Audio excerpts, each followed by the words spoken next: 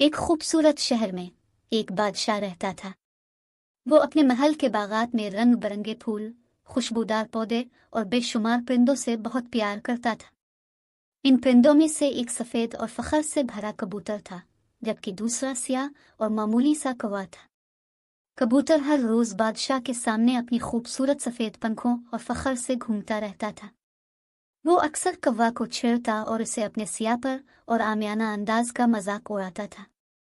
کوا خاموشی سے اس کی باتیں سنتا رہتا، مگر اس کے دل میں اداسی سی چھا جاتی تھی۔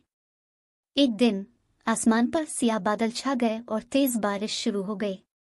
بادشاہ باغات میں ٹہل رہا تھا جب اچانک ایک تیز ہوا کا جھونکا آیا اور اس کا تاج بادشاہ کے سر سے اڑ گیا۔ تاج ہوا میں لہراتا ہوا دوڑ چلا گیا اور ایک بلند درخت کی شاخ پر پھنس گیا۔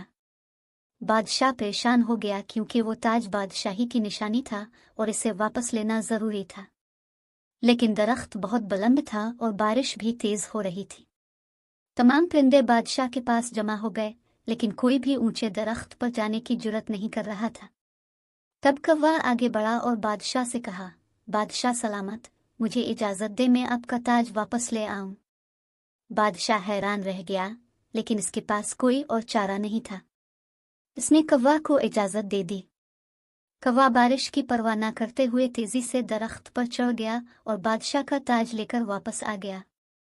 بادشاہ نے کوا کا شکریہ ادا کیا اور اسے اپنی بہادری اور نیت پر فخر محسوس ہوا۔ اس نے کبوتر کی طرف دیکھا جو شرم سے اپنا سر جھکائے کھڑا تھا۔ اس نے سمجھا دیا کہ ظاہری خوبصورتی سب کچھ نہیں ہوتی، بلکہ دل کی سچائی اور مدد کرنے کا جذبہ ہی زیادہ اہم ہے۔ اس دن سے بادشاہ نے کبھی کسی پرندے کو دوسرے پرندے کا مذاق اڑانے نہ دیا۔ اس نے سب کو یہ سکھایا کہ ہر کسی کے اندر کسی نہ کسی خاصیت اور خوبی موجود ہوتی ہے، اور ظاہری باتوں پر کسی کا حکم نہیں لگانا چاہیے۔